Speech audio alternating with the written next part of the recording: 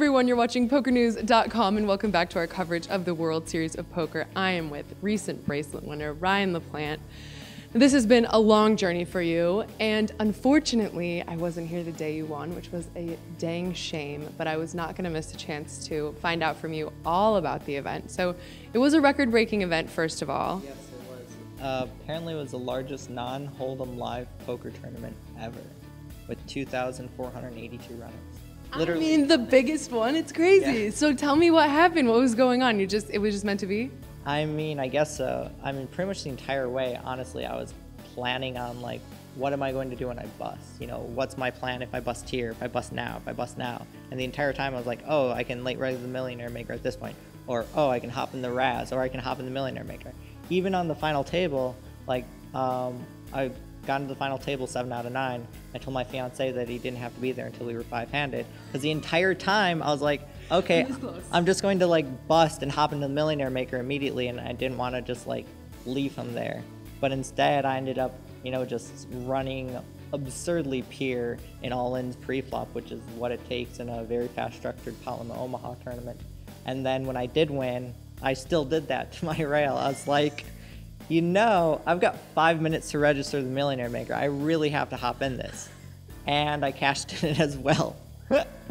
This is clearly just your summer. So, you know, I guess for everyone, it's, you know, the goal is to someday capture a WSOP bracelet. But for those of us, you know, who haven't or may never experience it, what does it feel like to finally be there? It was a dream come true. Honestly, it meant everything to me. You know, when I won, I immediately burst into tears. You know, went up to my fiance and was hugging him as I was crying my eyes out. And it really just meant everything to me. And then, you know, what happened down in Orlando the next day was just, you know, so bittersweet. And you know, I wasn't going to give a speech about my win just because I kind of felt that doing so would almost cheapen it. You know, like talking it up would just kind of make it seem worse. So I was going to do what Rep Porter did, which was just like a non-speech speech, which I actually really liked. But then when I found out what happened, I felt as though that, you know, as a poker player, occasionally you get these kinds of moments in the spotlight, and when something like that occurs, you can use it to try to do, you know, even just a little bit of good in the world. And playing poker, you don't really get to do good in its own right. You know, poker doesn't necessarily really do that much good in the world. However, when you do get these moments, I felt as though that it was an apt time to speak, and did so. And I mean, incredibly perfect and poignant for you to have your bracelet ceremony on that morning. I mean, the universe definitely does not mess around. And being able to share it also with your fiance, I'm sure that meant even more. So tell me a little bit then about, you know, your plans. Maybe you can have a big fancy wedding now with all your winnings. Not really. You know, I had backers and investors and taxes and credit card debt and all that stuff. I mean, I'm in a much better place financially now than what I was before, but, you know, still don't have quite what we need to do, like our honeymoon to Japan or have a big wedding. But we are in a much, much better spot. And honestly, the bracelet meant more to me than the money by far, not even close.